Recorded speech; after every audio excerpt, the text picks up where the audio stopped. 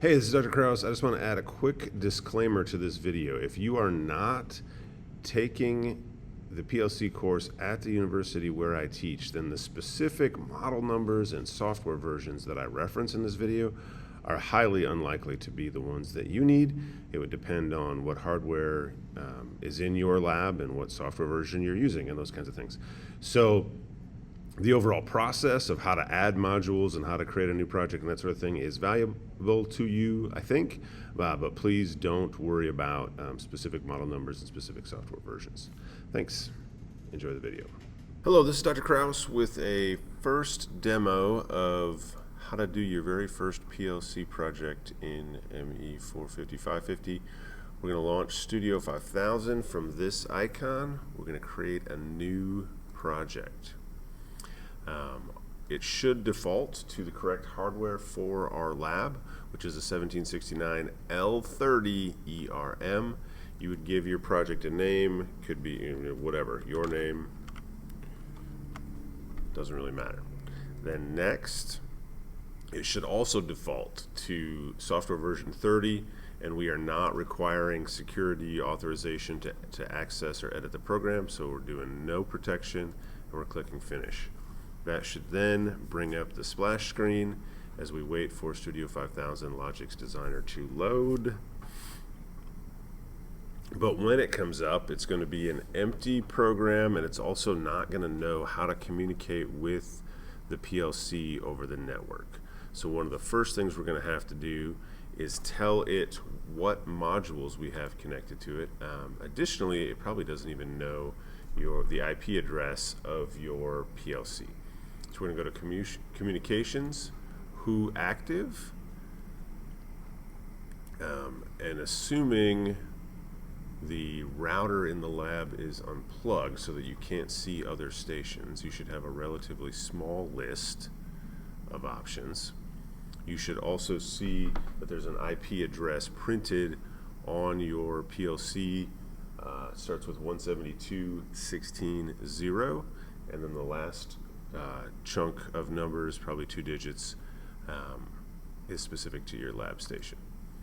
So at the instructor station, I'm clicking this little plus sign to open my Ethernet options, and apparently it is quite slow right now, which is ironic because it's just a few feet of cable and there's nothing else on the network. Ironically for me, it's a huge list, and most of those it shouldn't be able to see because I know that I've unplugged the router. But I know that I am at lab station with a 35 IP address. So 172.16.0.35 is what's printed on, I don't know if I can do this well, but on my PLC.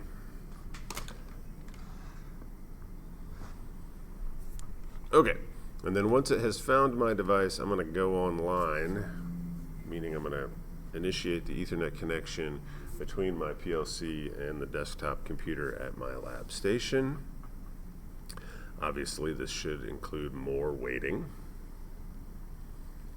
Forever. Okay, so once you have a connection to your PLC over the Ethernet, I guess I'm going to go ahead and download my file, although it's probably not going to let me, and my logic is completely empty at this point. I've got no rungs in my ladder, so to speak. So we'll see what this says. I assume it's going to kick back an error message.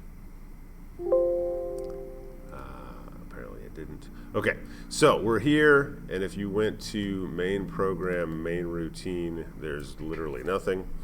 But we're not really ready for that anyways because I need to, oh, whoops, okay. So apparently what I was about to do can't be done unless you are offline. So I clicked up here and went with go offline. Now it says go online. If I right click on my 1769 bus and say new module, I know from the lab document that I've got an IQ16 in slot 1. So find IQ16, input, create. It's going to default to slot 1 because it's the first thing I'm adding. It doesn't have to have a name. We're good to go. And that corresponds to, again, I'm just seeing how I do with this webcam. So here we've got slot 0, slot 1, slot 2, slot 3.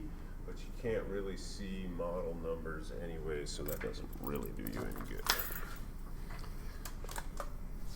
Okay, then also based on the lab document, I know that in slot 2 I've got an OB16, again a 1769 OB16 create. We'll increment my slot so that it's correct. And then lastly in slot 3, I've got an OW8.